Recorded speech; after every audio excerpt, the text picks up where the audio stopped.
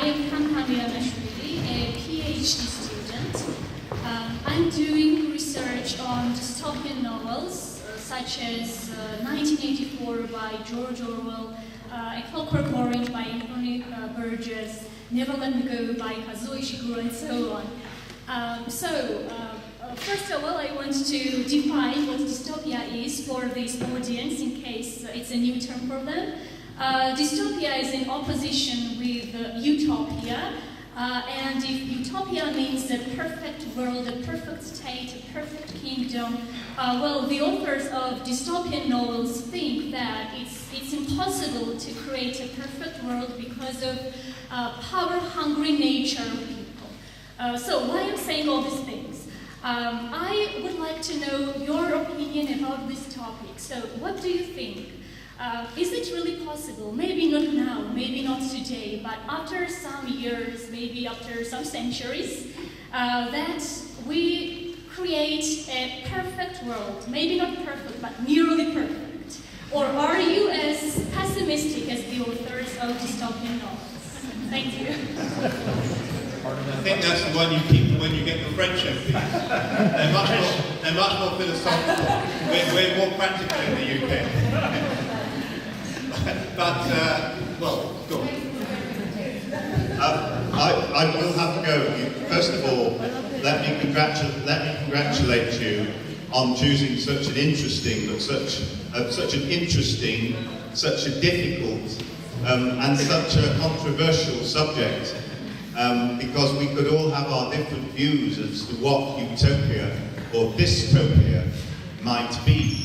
Incidentally, of course, and George Orwell in 1984 talks about the importance of words and what words mean.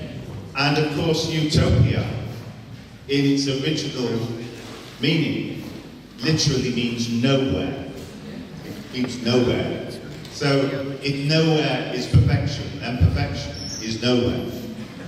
However, we'll move on from that. We'll move on from that because what you are raising is a very serious point, and it is a point that has occupied philosophers and politicians for centuries. And in the wake of what happened in 1989, with the collapse of the Soviet Union, with the coming down of the Berlin Wall. When I saw the Berlin Wall come down, and knowing what a point of division it had been, if I had ever been a utopian, then I would have thought, we are getting towards utopia. And there was a lot of that in the run-up to the millennium in 2000. There was a historian, Francis Fukuyama, who wrote a book called The Death of History. Not a good thing for historians, so I'm quite glad he was wrong.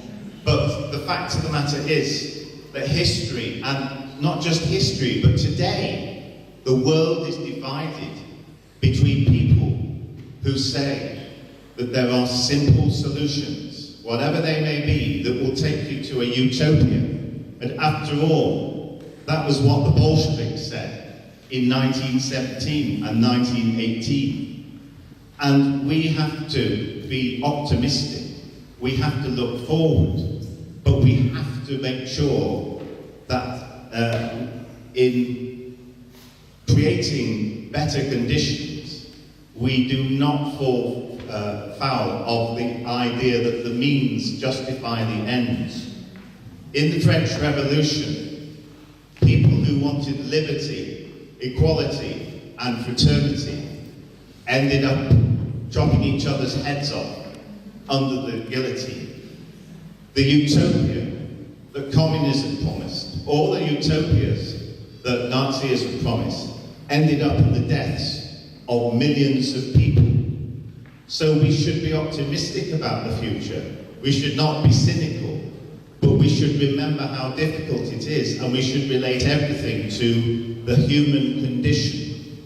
And above all, we should be modest. You know, there is a famous saying that Gandhi was once asked what he thought of Christianity. And Gandhi said, I think it would be a good idea.